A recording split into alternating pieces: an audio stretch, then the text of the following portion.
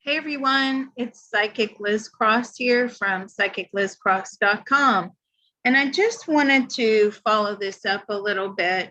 I'm so intrigued by, this guy's mental status, why, when, where, that I mind probed him and I started asking him some more questions.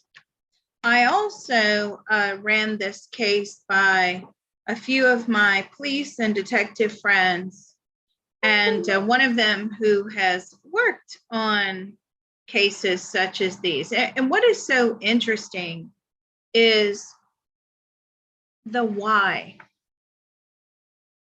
And as we started talking about it and she was asking me questions, I'm tapping into him and I'm saying, okay, yeah, I understand that you were molested. I understand that your mother had a hand in that. I understand that you were humiliated by her. Okay.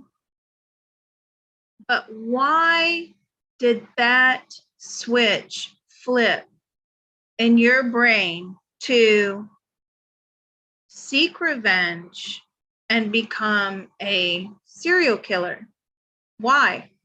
Because in the last video, when I was mind probing him, we actually established that it had to do with sexual performance.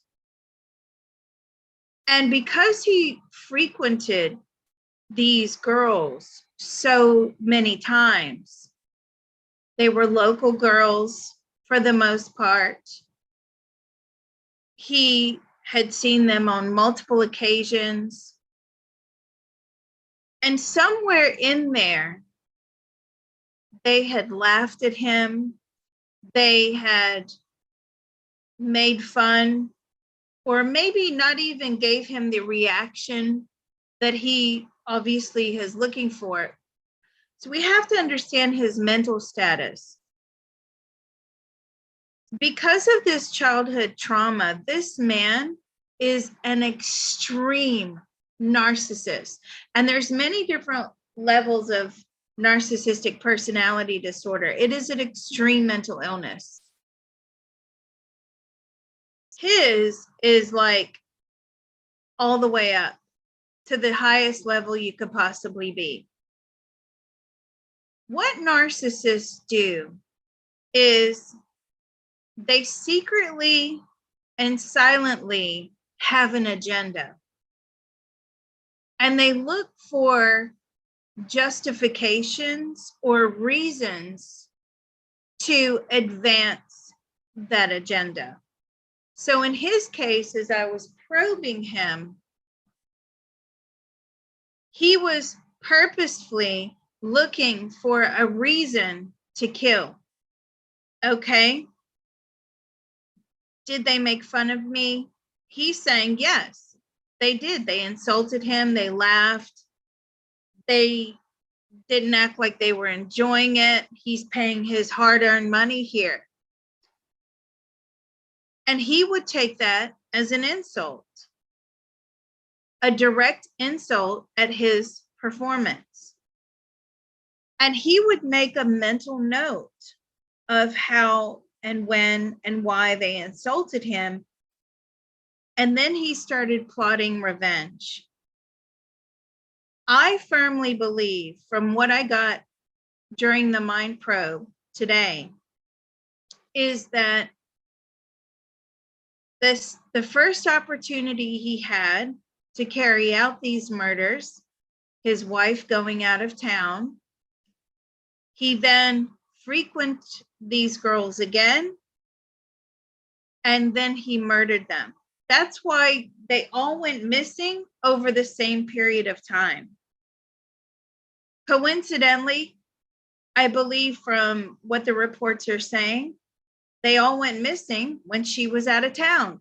That's because he made that mental note, I will get revenge.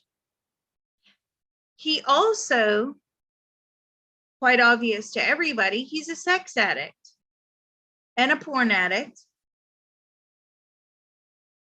And when I questioned him about the sex addiction, I was saying, why would you kill these girls? Why would you harm these girls if you need them to fulfill your addictive behavior?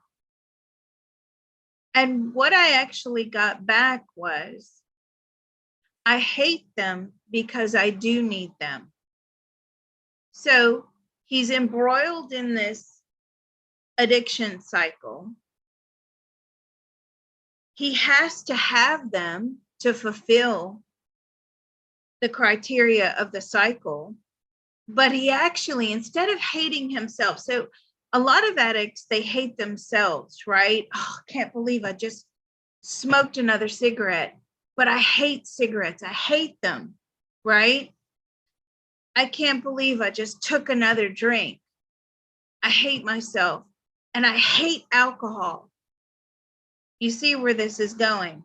I can't believe I hired a prostitute to fulfill my sex addiction, but I hate them. And he hated them because he needed them. Therefore, he was looking for any excuse to get rid of them. He made a mental note on whichever occasion that they insulted him. It could have been multiple occasions. And then his wife goes out of town. He goes to them and he commits the murders. And that is the mental status behind this serial killer. When I probe him, did you kill that Asian male? He did not kill that Asian male whose body was found there. Have you ever killed a man? No. He only killed women. Men scared him, actually.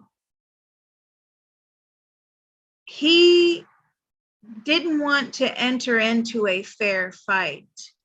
So therefore, he was quite frightened of men. But women, he was very powerful over women, and he liked that power. So I think they'll find that that male is not affiliated with him. But what about the others? Yes, the others. Now, it has come to light that he had a property or a timeshare. I wouldn't say that's owning a property, but he had a timeshare in Las Vegas. Well, that's very convenient when you're a sex addict. Why? Because he obviously frequents prostitutes. Did you kill anyone in Las Vegas? Yes, he did. So they will find, hopefully, some cold cases that they can link him to. Are you the same person as the Atlantic City Strangler? He is not the Atlantic City Strangler. That is an entirely different suspect. I know that there has been some documentary or something where they were trying to link him to the Atlantic City Strangler. That's not him. Did you kill anyone in South Carolina? And I believe he has murdered, how many? 1 or 2 in South Carolina as well. Now we understand his mental status. That's very typical of a narcissist. I hate you, don't leave me. Those of you that have been in relationships with narcissists, they hate you, but by God, if you try to leave them, hell hath no fury like a narcissist who's about to be alone. Okay? Seriously. You all know what I'm talking about. Those of you that have been in these relationships, you completely understand that statement. This guy, he hated them because he needed them to fulfill his addiction. He hated himself, obviously, but he disconnected from his emotions a long time ago during the repeated abuse by his mother, the repeated molestation. And just to again summarize, he looked for an opportunity via what he perceived as them insulting him in order to carry out the murders, for justification of those murders. And again, as soon as his wife went out of town, that was the perfect opportunity, or so he believed. Anyway, I hope that all makes sense to you. Thank you very much. I'm sorry, I like crime. My interviewers, not so much. Me, hey, thank you.